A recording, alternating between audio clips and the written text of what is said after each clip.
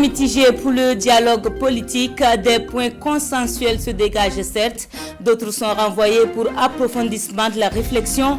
Divergence de vision sur la démarche de la réconciliation et sur la date de prise d'effet du vote des maires. Les détails des conclusions en ouverture de journal. Le déguerpissement après les mises en garde, descente musclée du service de l'environnement dans la forêt classée de Koua, des habitations détruites et des populations sommées de quitter les lieux. Constat sur place dans quelques instants. Une semaine à Gourcy, l'aventure continue. Ce soir, on parle du mariage Yadega, une affaire d'hommes, des noix de cola, des billets de banque, deux familles réunies autour du chef coutumier, de destin désormais scellé et à jamais. Nous le vivrons dans cette édition. Le 20h de ce jour qui reçoit Draman Konaté, président du conseil d'administration du FESPACO, mais également vice-président du comité d'organisation. Avec lui, il sera question des préparatifs de la 27e édition. Monsieur Konaté, bonsoir. Bonsoir. Je reviens à vous dans un instant. Madame, Monsieur, bonsoir et merci de nous suivre. Avant de développer ces titres, l'on apprend ce soir dans un communiqué de l'état-major des armées la mort de 5 militaires dans l'explosion d'un engin explosif improvisé. Ces hommes faisaient partie d'une unité en mission de reconnaissance ce 29 septembre dans la province du Soum, localité de Mentao.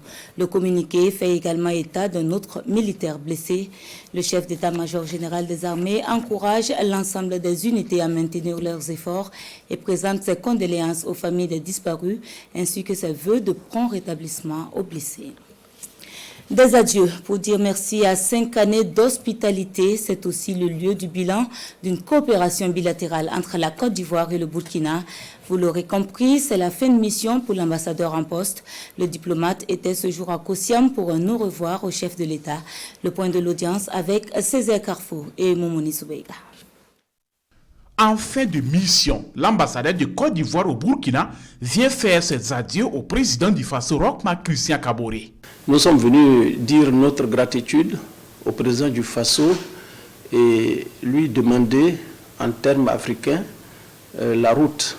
Et je tenais à venir remercier le président du Faso, et le gouvernement tout entier et le peuple frère et ami du Burkina Faso qui nous ont tous accueillis et accompagnés pendant ces 5 dernières années où nous avons représenté la Côte d'Ivoire au Burkina Faso. Je dois dire que je repars avec des sentiments mêlés d'un peu de tristesse parce que je quitte momentanément des frères, des amis, des parents. Le diplomate ivoirien rentre satisfait de ses missions au pays des hommes intègres. Kabilitien Soro se réjouit d'avoir contribué à renforcer les relations entre le Burkina et la Côte d'Ivoire. Aujourd'hui, les relations entre la Côte d'Ivoire et le Burkina Faso sont au beau fixe. Et nous sommes fiers d'avoir modestement contribué à notre humble niveau à la promotion, au développement et à l'épanouissement de ces relations. Le TAC a donné des fruits dont chacun peut voir le résultat, notamment dans les infrastructures. Il est beaucoup plus relax aujourd'hui entre nos deux pays, nos deux peuples, de parler de certains points, même des questions qui fâchent. Le diplomate ivoirien dit être appelé au pays pour d'autres missions. C'est en 2016 qu'il a pris fonction au Burkina en tant qu'ambassadeur. Le Saonaba, nommé à la tête du Conseil économique et social dans un décret présidentiel dont je vous donne lecture. Le président du Faso, président du Conseil des ministres, vu la Constitution, vu le décret numéro 2021-001 presse du 5 janvier 2021 portant nomination du Premier ministre, vu le décret numéro 2021-0628 presse PM du 30 juin 2021 portant remaniement du gouvernement, vu le décret numéro 2021-0023 presse PM SGGCM du 1er février 2021 portant attribution des membres du gouvernement, vu la loi organique numéro 007-2001 AN du 17 mai 2001 portant composition, organisation et fonctionnement du Conseil économique et social, vu le décret numéro 2001-657 presse du 4 décembre 2001 fixant les quotas de représentation et les modalités de désignation des membres du Conseil économique et social. sociale, vu le décret numéro 2016-099 presse du 23 mars 2016 portant organisation des services de la présidence du Faso, décrète, article numéro 1, M. Ouedraogo de Bonaventure est nommé président du Conseil économique et social. Nous apprenons également ce soir la démission ce jour même du médiateur du Faso, Saran Sérémé, pour convenance personnelle. Une démission transmise au président du Faso, Roch-Marc Christian Kaboré, en poste depuis octobre 2017. Saran Sérémé aura contribué à insuffler une nouvelle dynamique à l'institution. À son actif également de nombreux dossiers qu'elle a contribué à résoudre, dont la crise au sein de la communauté musulmane et le dossier foncier dans l'arrondissement 4 de la ville de Ouagadougou. Au niveau parlementaire, la deuxième session ordinaire s'est ouverte ce soir à l'hémicycle. Elle est aussi appelée session budgétaire parce que consacrée à l'examen du projet de loi de finances exercice 2022. Les élus vont donc apprécier les orientations et les priorités du gouvernement avec l'aspiration que le budget soit en phase avec les attentes des populations. À l'occasion, le Parlement a accueilli une délégation de parlementaires ghanéens, Amadou Ilboudo et Dramana Dadia.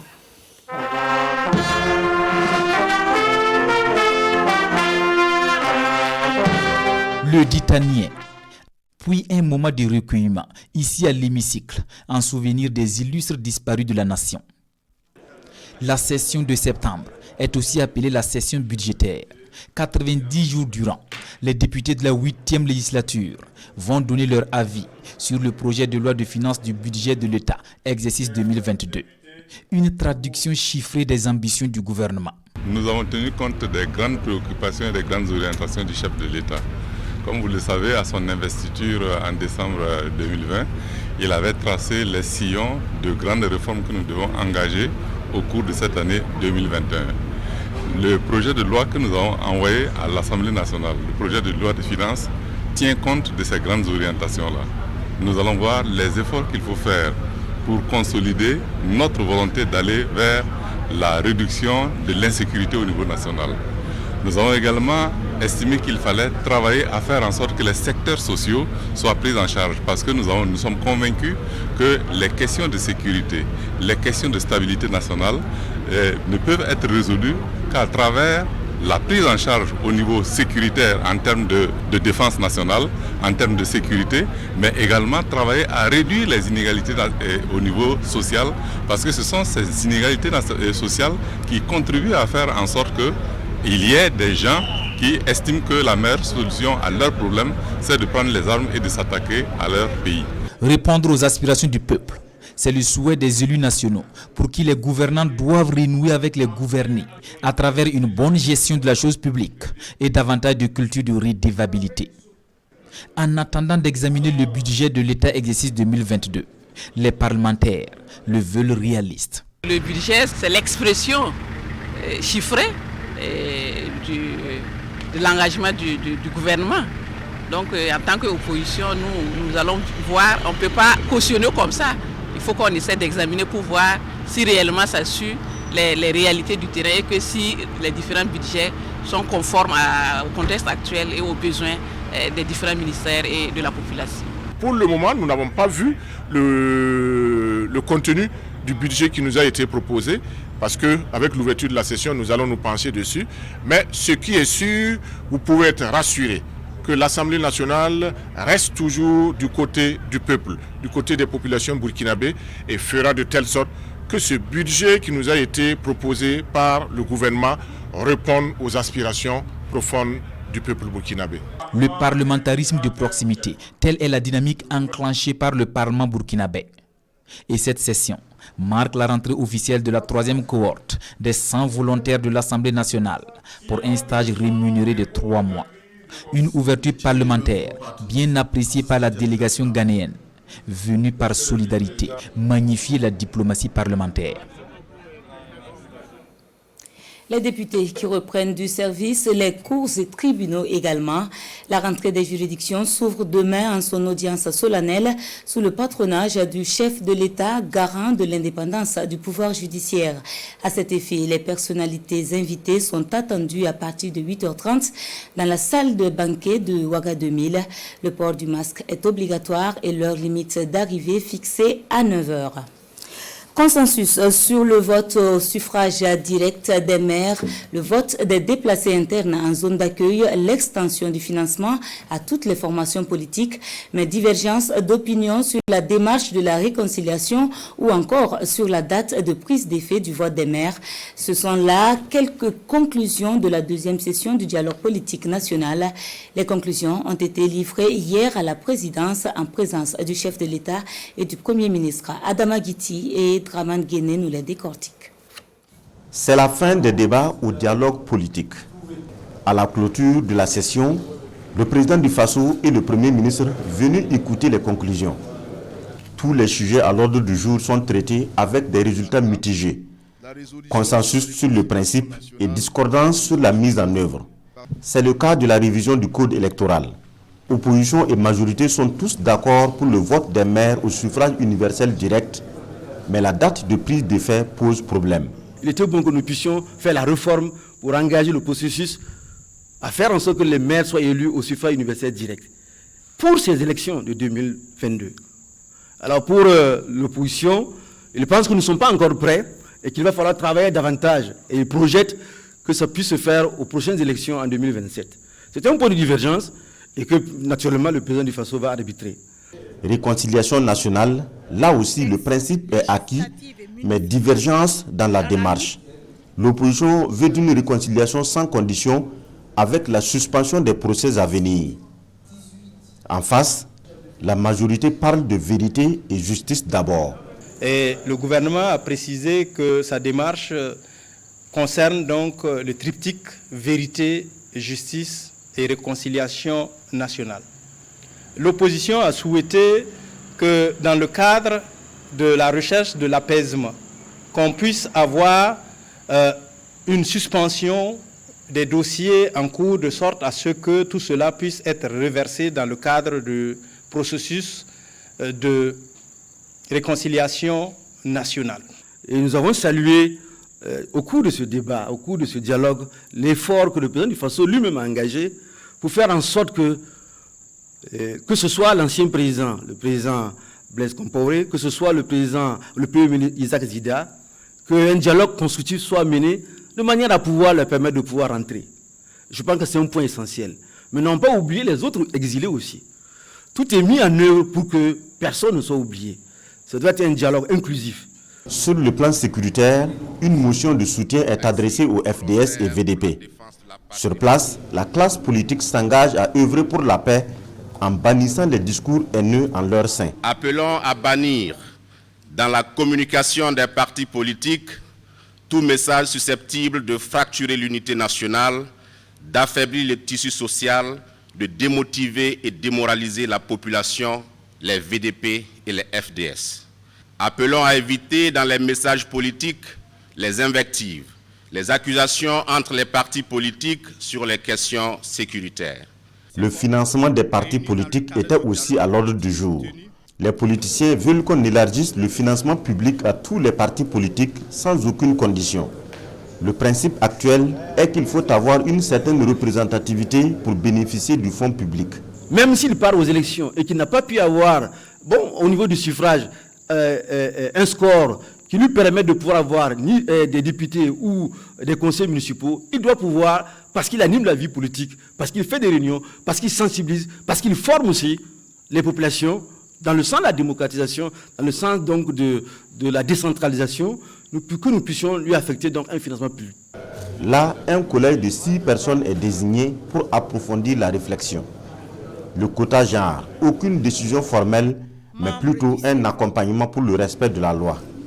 Le dialogue politique s'est engagé à accompagner les femmes pour leur lutte, dans leur lutte, afin d'améliorer en tout cas le positionnement des femmes et trouver des formules pour répondre à cette préoccupation. Le président du Faso, initiateur du dialogue politique, salue l'esprit dans lequel les travaux ont été menés.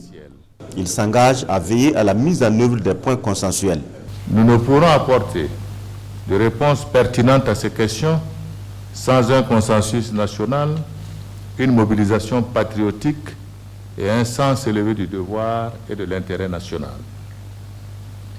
Mesdames et messieurs, au cours de vos travaux, vous avez abordé avec grand intérêt des questions ayant trait à la relecture du code électoral. Et il me plaît de noter des points de consensus dont la mise en œuvre incombe au gouvernement. J'y veillerai particulièrement. Je ne saurais terminer sans réitérer mon engagement à pérenniser ce dialogue et à solliciter la disponibilité des acteurs des deux composantes dont les contributions ont le mérite d'éclairer les prises de décision. La classe politique accepte à l'unanimité que les personnes déplacées internes puissent être électeurs et éligibles dans leur zone d'accueil. Dans les communes où le vote est constaté impossible, les délégations spéciales seront sollicitées pour assurer la continuité de l'État. 145 milliards pour le financement du projet régional du corridor économique Lomé-Ouaga-Niamey.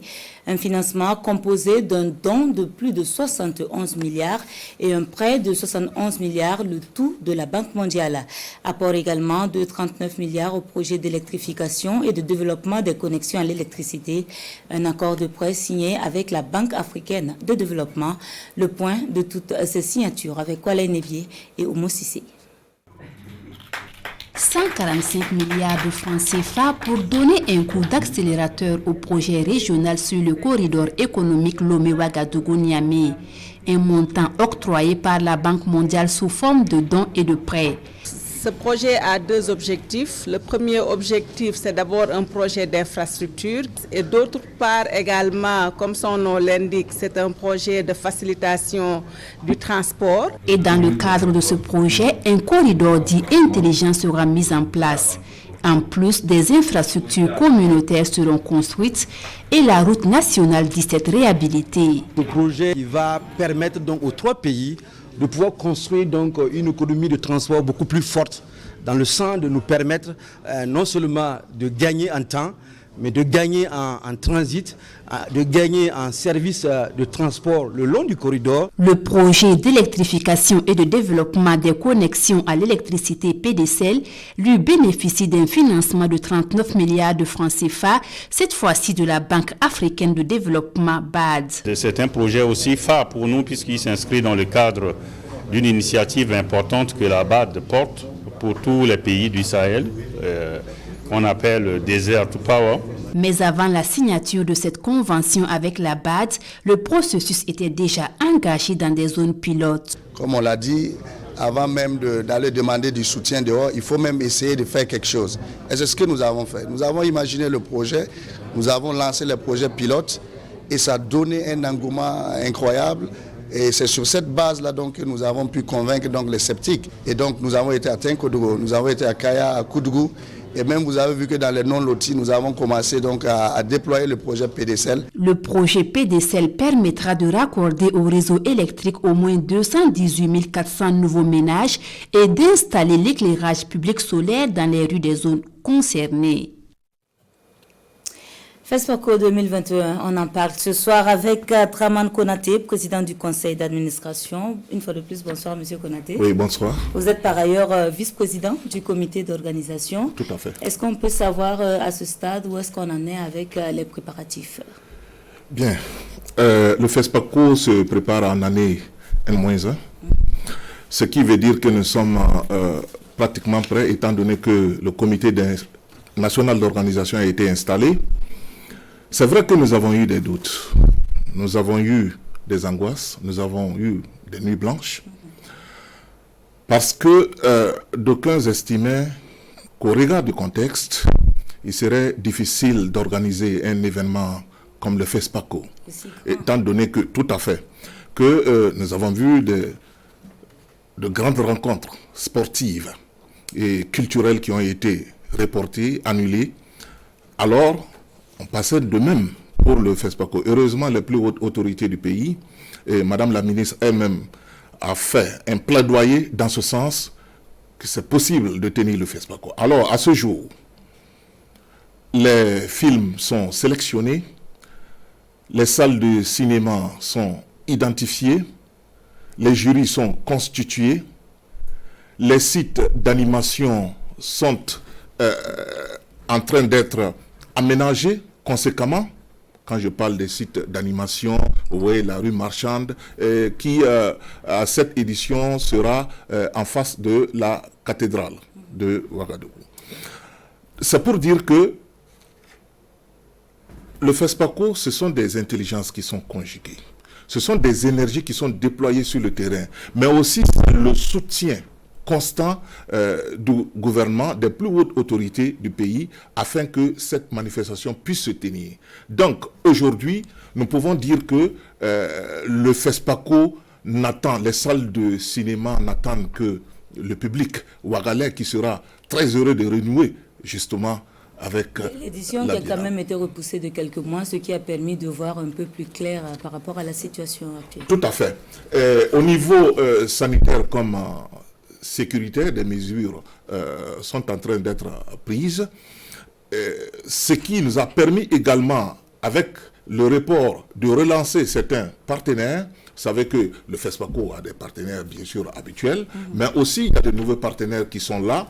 Et nous avons pu relancer beaucoup de choses pouvant nous accompagner dans l'organisation de cette 27e édition du FESPACO. Donc le report a été utile, c'était juste pour reculer, pour mieux sauter. D'accord. Alors, tout à l'heure, vous avez parlé de l'identification de certaines salles de ciné. Est-ce qu'on peut dire que ces salles-là sont prêtes pour accueillir les festivaliers? On a vu Madame la ministre qui a effectué un tour pour un constat. Est-ce qu'on peut dire que ces salles sont, entre guillemets, aux normes pour le festival?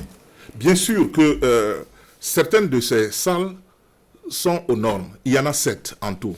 Mais il y a des équipements complémentaires qui seront envoyés dans ces salles de sorte à pouvoir renforcer les capacités opérationnelles, capacités d'accueil, mais aussi que les films puissent être diffusés dans de très bonnes conditions. Là-dessus, il n'y a pas de doute. Le FESPACO travaille en partenariat avec beaucoup d'opérateurs et justement, il y a non seulement des partenaires techniques et financiers qui veulent bien nous accompagner dans ce sens-là, mais le pays invité d'honneur, le Sénégal, va déployer une logistique impressionnante pour aider le FESPACO dans son déroulé. D'accord. Alors, vous l'avez dit tout à l'heure, c'est un festival qui suscite en tout cas beaucoup d'engouement et d'intérêt au sein donc des animateurs, des acteurs du domaine. Alors, des voix s'élèvent de plus en plus pour solliciter en tout cas la tenue tournante du FESPACO. Qu'est-ce que vous pensez justement de cette approche? Si vous me voyez sourire, madame, cela veut dire que ce débat est assez vieux, comme justement l'âge du FESPACO, dont nous avons célébré le cinquantenaire en 2019. Vous savez, il n'est pas donné à n'importe qui d'organiser un événement comme le FESPACO. C'est parce que les premières autorités du pays se sont impliquées dans cet événementiel-là que le FESPACO est FESPACO. Et d'un de deux. Ailleurs, les festivals ont leur label. Naturellement, quand vous parlez de Cannes, quand vous parlez de Carthage, quand vous parlez d'écran noir, etc. Mais pensez à délocaliser ou à faire du FESPACO un événement tournant, moi je crois que c'est à la limite ridicule. Et dans ce sens-là, ça veut dire que le FESPACO, au risque de me répéter, ne porterait plus l'épithète de Ouagadougou. Donc chaque fois que ça tourne et que ça arrive dans une contrée, par exemple africaine, il faut changer d'appellation. Alors, c'est pour dire que tout à l'heure, je vous parlais de cette conjugaison d'intelligence et d'énergie pour justement l'organisation du FESPACO. C'est vrai que de plus en plus, les gens parlent du privé qui peuvent... non. Le FESPACO, avant tout pour le Burkina Faso, est un instrument de diplomatie culturelle.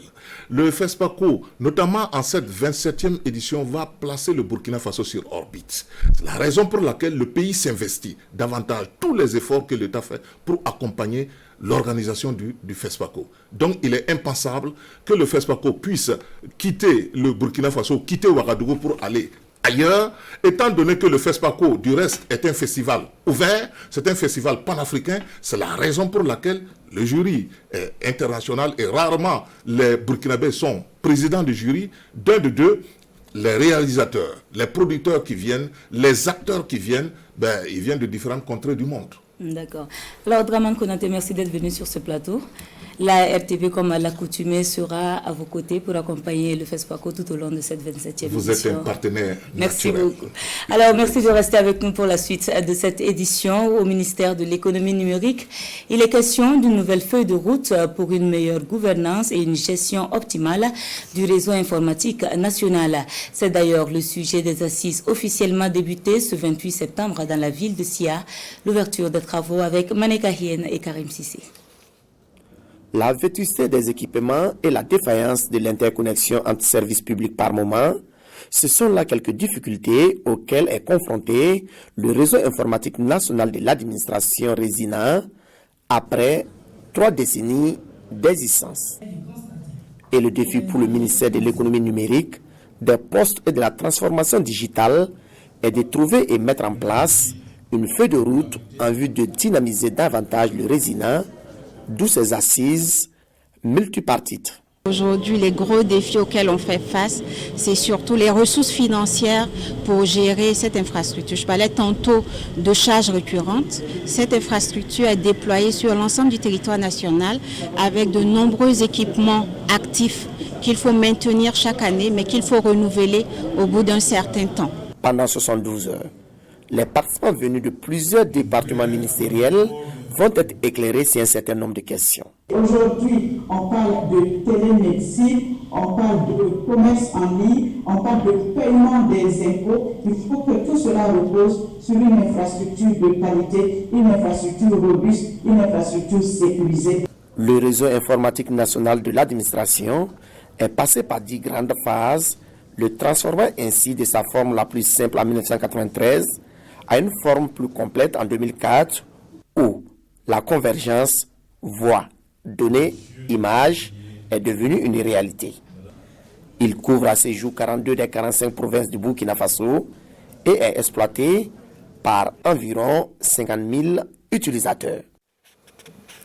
Bobo Dioulasso toujours avec 45 millions en matériel médico-technique et médicaments pour le centre hospitalier Souro-Sanou. Le don est de la société spécialisée Yubi Pharma et compte 5 couveuses équipées. La remise de ce 24 septembre avec Lamine Karantao, Siriki Milogo et Adama Julien Dambélé. 5 couveuses entièrement équipées. Le tout d'un coût de 45 500 000 francs CFA. C'est le matériel offert gracieusement au service de néonatologie du centre hospitalier universitaire Souro-Sanou de Bobo Dioulasso. Une formation sanitaire qui voit également sa salle de prise en charge des prématurés réhabilitée grâce aux donateurs du jour. Nous nous sommes rendus compte que cet hôpital, un grand hôpital, un hôpital de référence nationale, c'est pas normal que des enfants prématurés puissent se trouver dans des états où les couveuses en nombre insuffisant, voire même existant. Nous avons donc pensé que nous pouvons venir apporter notre soutien. Nous sommes sensibles aux souffrances et à la fragilité des nouveau-nés prématurés parce qu'il y a eu des cas où on sait qu'il y a eu des quadruplés, des jumeaux qui n'ont pas survécu. Or, la vie, elle est très chère. Par ce geste, Ubipharm entend matérialiser sa responsabilité sociétale. Toute chose qui vient accroître les capacités d'accueil du service néonatologie du centre hospitalier universitaire Souro-Sanou au grand bonheur de ses premiers responsables. Ces dons arrivent à point nommé, de nouvelles couveuses au nombre de 5, avec tout ce qu'il y a comme accompagnement, accessoires médico-techniques qui vont assurément améliorer vraiment la prise en charge de ces prématurés. Et ça, ceci constitue vraiment un des points est très important, une action prioritaire pour l'hôpital actuellement. Créé en 1994, de la volonté des pharmaciens d'assurer la distribution et la disponibilité des médicaments aux officines de santé, Ibupharm est présent dans 17 pays. Cet autre titre de l'actualité, le déguerpissement des populations illégalement installées dans la forêt classée de Koua. Après plusieurs mises en demeure, le ministère de l'Environnement de la Direction régionale des Hauts-Bassins a effectué une descente pour le moins musclée sur le site. Résultat, des habitations détruites et des populations désemparées en ce 28 septembre. Le témoignage de Drissa Traoré et Ismaël Saturnin Paris. Passage à l'acte de la direction régionale en charge de l'environnement des Hauts-Bassins. Cela après maintes avertissements sommant les populations installées anarchiquement dans la forêt de Koua de quitter les lieux. C'est donc avec impuissance que ces dernières assistent à la destruction de leurs concessions. Nous sommes vraiment déçus. Ils sont venus démolir nos concessions. Pourtant, on a beaucoup investi.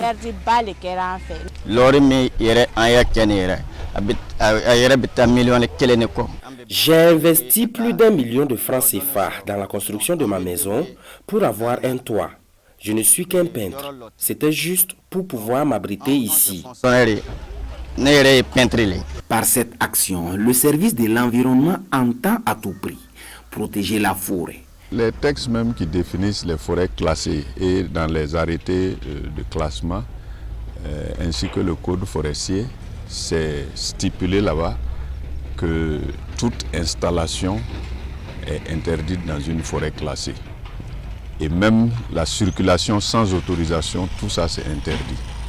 Alors donc nous sommes dans un cas de violation en fait d'une forêt classée. Au dire de la direction de l'environnement, les occupants ont profité du débat autour de la construction de l'hôpital sur le site pour s'installer. Ce site que vous voyez, en son temps, il n'y avait rien, si ce n'est pas les investissements qui sont des plantations du fonds pour le fonds d'intervention pour l'environnement. Il n'y avait rien d'autre que ça. Et je pense que malheureusement, c'est à la faveur de la polémique en son temps sur l'hôpital que les gens en fait se sont crus malins de venir investir la forêt, pensant que en fait il s'agissait que on déclasse totalement la forêt et ils profitaient en fait pour se faire de la place. C'est ce qu'on a compris. Même si certains occupants disent n'avoir pas été suffisamment avertis, les responsables de l'environnement estiment que le processus de sensibilisation a été entamé depuis quelque temps. Au début, nous avons recensé ceux qui avaient des plaques d'identification de leurs prétendues parcelles, que nous avons voulu sensibiliser pour dire vous ne devez pas être ici. Et nous avons poursuivi la sensibilisation, ce qui veut dire qu'on a suivi comment ces bâtiments précaires-là se sont intensifiés. En entendant, ce sont des populations qui ne savent pas à quel sein se vouer. Les responsables de l'environnement, quant à eux, exhortent tous au respect des textes afin d'éviter d'éventuels désagréments.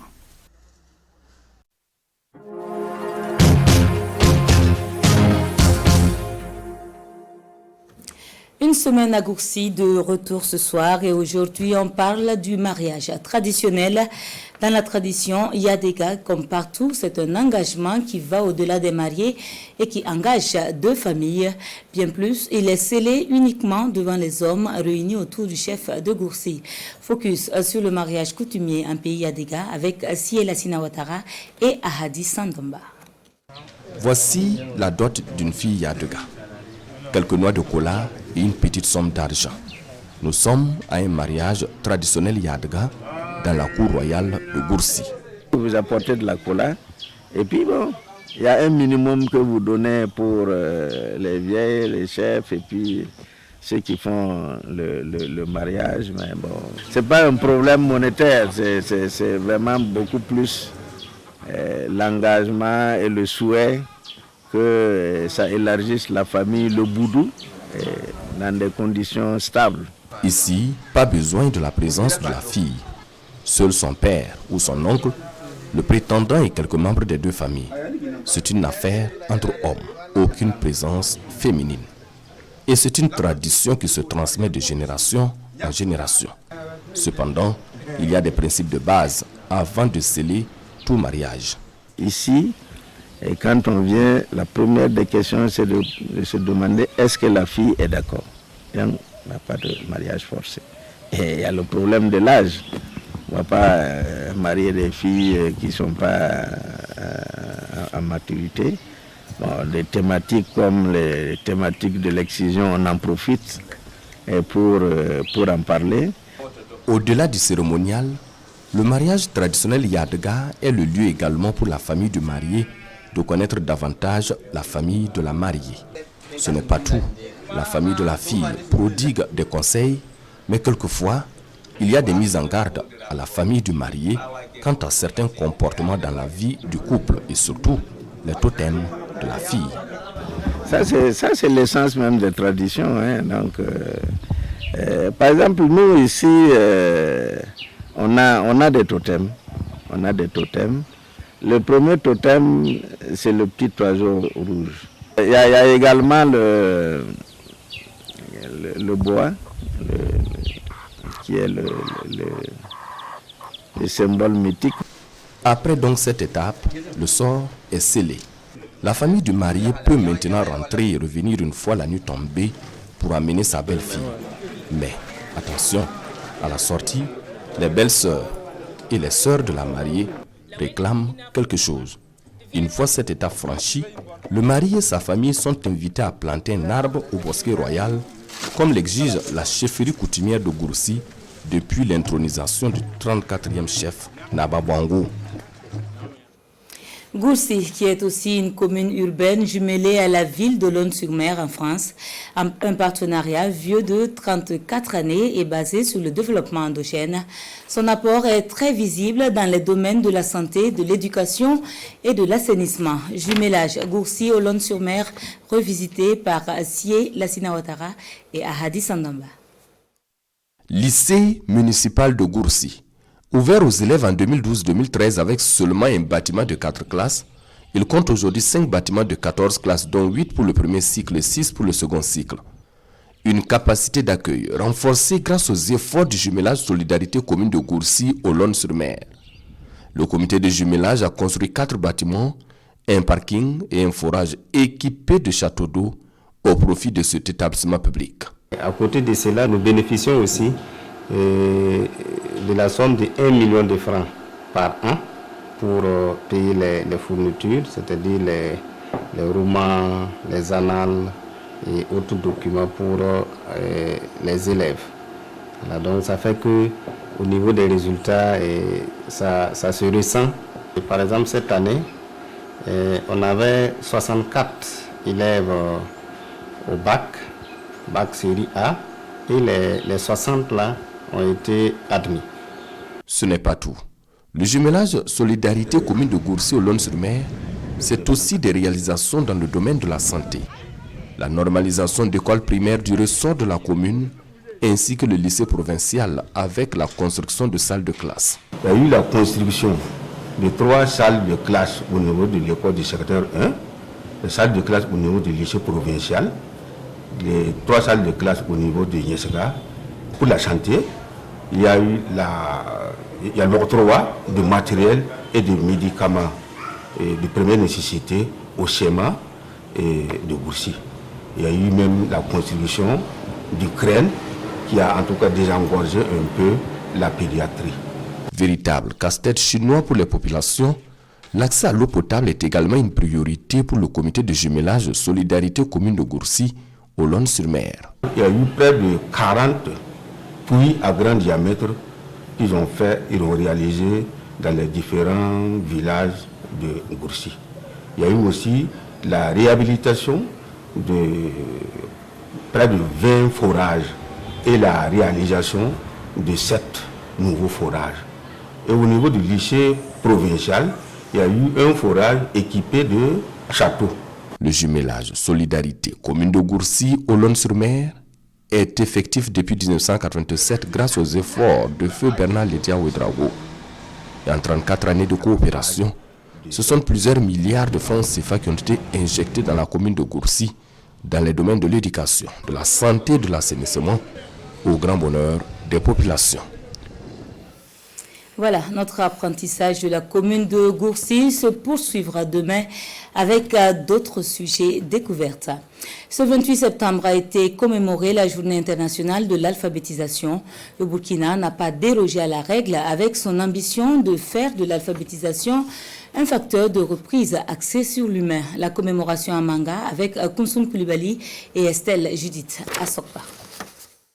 Avec 78 000 apprenants déclarés alphabétisés, selon les chiffres du ministère de l'Éducation nationale et de la promotion des langues, le Burkina Faso est loin du compte pour les ODD 2030, c'est-à-dire une alphabétisation pour tous. Et la commémoration de la Journée internationale de l'alphabétisation Manga 2021 offre une opportunité aux acteurs d'examiner la question en lien avec la thématique choisie au plan international. L'alphabétisation pour une reprise axée sur l'humain réduit les fractures numériques. Au thème principal retenu par la communauté internationale s'ajoute au plan national un thème secondaire. Et je cite, « Contribution des technologies de l'information et de la communication à l'accélération de l'alphabétisation et de la promotion des femmes et des filles ». Il s'agit en effet, à travers donc ce sous-thème, de réfléchir à l'utilisation des TIC pour contribuer à la création d'opportunités en matière d'information et de savoir au profit des femmes et des filles pour leur plein épanouissement. Et cela dans le but d'accroître leur pouvoir économique, politique, culturel et d'améliorer leur qualité de vie. Le Burkina Faso peut atteindre cet objectif. Le gouvernement et ses partenaires apportent déjà des appuis financiers et techniques dans ce sens, mais pour le ministre Stanislas Ouaro, ces appuis peuvent être renforcés. L'État fait des efforts. Nous allouons donc autour de 2 milliards de francs CFA au Fonds pour la formation et l'éducation non formelle chaque année, donc pour nous accompagner techniquement dans les campagnes d'alphabétisation. Mais ce n'est pas suffisant parce que dans le passé, on va dire que le sous-secteur de l'alphabétisation et de l'éducation non formelle bénéficiait de financement, en tout cas il y a quelques années, autour de 10 milliards de francs CFA.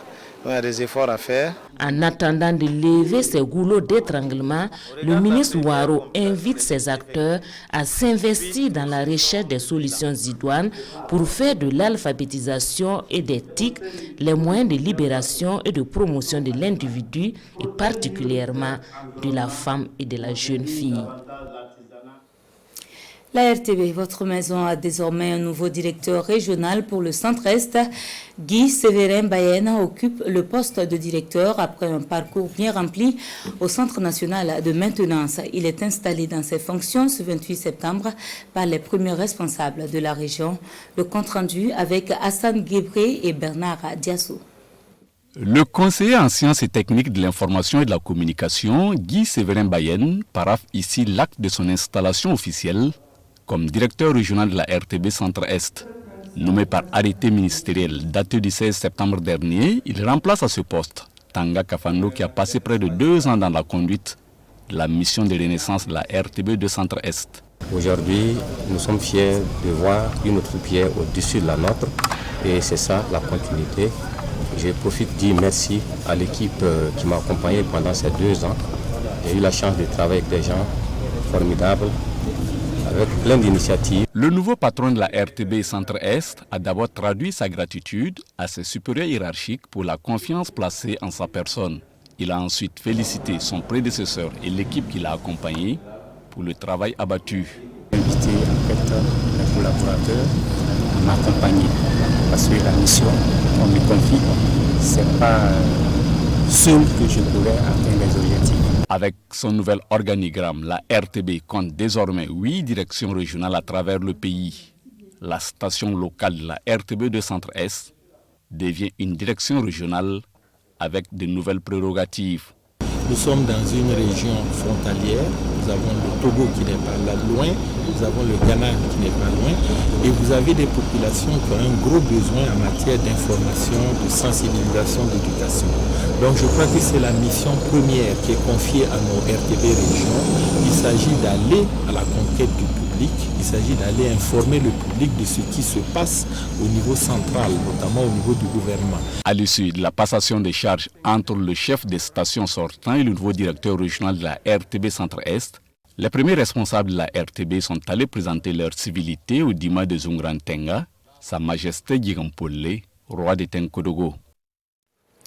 Avant donc de nous quitter, je reprends pour vous ce décret numéro 2021-947 presse portant nomination du président du Conseil économique et social. Le président du FASO, président du Conseil des ministres, vu la Constitution, vu le décret numéro 21001 presse du 5 janvier 2021 portant nomination du Premier ministre, vu le décret numéro 2021-628 presse PM du 30 juin 2021 portant remaniement du gouvernement, vu le décret numéro 2021-0023 presse PM SGGCM du 1er février 2021 portant attribution des membres du gouvernement, vu la loi organique 007-2001 AN du 17 mai 2001 portant composition, organisation et fonctionnement du Conseil économique et social, vu le décret numéro 2001-657 presse du 4 décembre 2001 fixant les quotas de représentation et les modalités de désignation des membres du Conseil économique et social, vu le décret numéro 2016-099 presse du 23 mars 2016 portant organisation des services de la présidence du FASO, décrète article numéro 1, M. Ouedraogo de Bonaventure, nommé président du Conseil économique et social. Article 2, le présent décret sera publié au journal officiel du FASO, signé le président du FASO, Roch-Marc Christian Kaboré. Et l'on apprend également ce soir à la démission du médiateur du FASO pour convenance personnelle. Saran Seré-Sérémé, après 4 années passées à la tête de l'institution, a rendu sa démission ce jour au chef de l'État. Et c'est ce qui referme le 20h de ce jour. Merci à vous de nous avoir suivis. On se dit à demain, Dieu voulant. Bonsoir.